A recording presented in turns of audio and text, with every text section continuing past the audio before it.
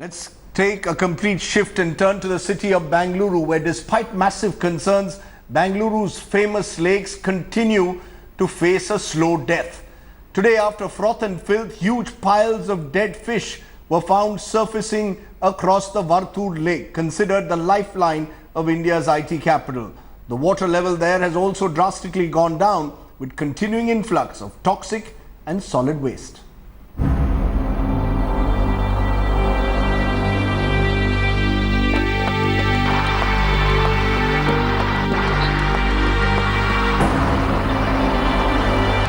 We decided to take a look at the Yamlur lake, and as usual the lake continues to froth. It's contaminated water that is being released into the lake, and as you can see that the foam continues to flow. This includes chemical effluents, it also includes disinfectants that are released into the water, and also a lot of other kind of dirty substances, especially solid waste, also is being released onto the lake. The situation is as grim as it should be.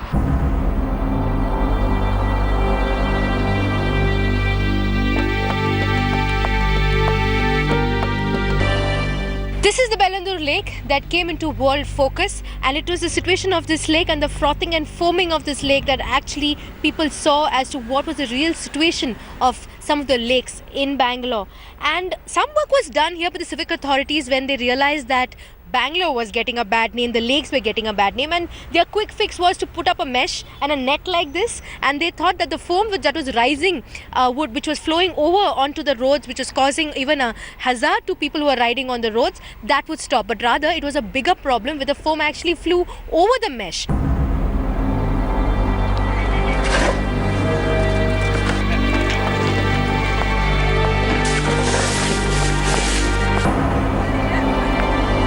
Karnataka Pollution Control Board had come here to check the contamination of water, but the question that they're saying is that the water has got so contaminated that fish are dying. They're actually rotting here at the, and you can see, I can just show you this one of them because they have recently cleaned it. The lake contamination is not just about effluents or chemicals being released. It's also about solid waste that is being released, causing the water not only to be contaminated but also the levels also receding.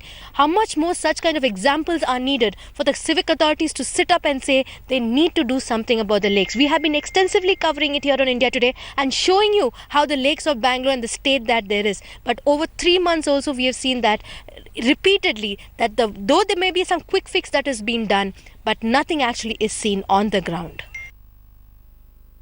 Rohini Swami taking us through the lakes of Bengaluru. The big question I want to raise, what has to be done to save Bengaluru's lakes? Leo Saldana, environmentalist, joining me now. Appreciate your joining us, Mr. Saldana. Give me a solution. We know the problems. We've seen it before. Today we are now seeing images of dead fish strewn across the lakes. What is the solution, Mr. Saldana? It's fairly simple. These are systems which have been built over hundreds of years. Much before the modern day dams came to arrest water and secure mega cities and mega projects. So the farmers who built these lakes built them as a series. Vartur Lake is not independent. Upstream of Vartur is Bengaluru, and upstream of that is Agara, and then Madiwala, and so on. So you cannot protect Agara unless you protect the upstream lakes. So you need to take the entire lake series as a whole and make sure that there is absolutely no pollution that enters either from residential or commercial enterprises. And the second thing is to ensure that there is a very clear separation of water flow. No sewage should contaminate the storm water drains. Now, this is a very, very old demand, and it's been there for decades now. So many governments have come and gone. They all say many things but do nothing. So the only way forward is to implement what the High Court directed in a case which I fought, and the direction was very straightforward. The High Court said protect the canal systems so that the water that enters the canal is clean, and then the lakes will be clear. Now, lakes are basically reservoirs of water which flows through the canals. And if the lakes have dirty water and highly contaminated water, it is going to get into the groundwater aquifers.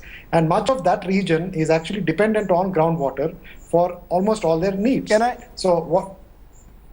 then ask you, whose responsibility is it primarily? Is it now going to be left, do you believe, to the local civic body of Bengaluru? Should it be left to state governments? This is a problem every city is facing. Who should be accountable for it? The municipal authorities in Bengaluru, the state government of Karnataka? I strongly feel that the municipal authorities are primarily responsible, and the court direction also very clearly says that the municipal authorities should be supported by the Lake Development Authority and the state government. The Lake Development Authority has 1.5 officers, even after an independent law was passed 1.5, 2 years ago actually now.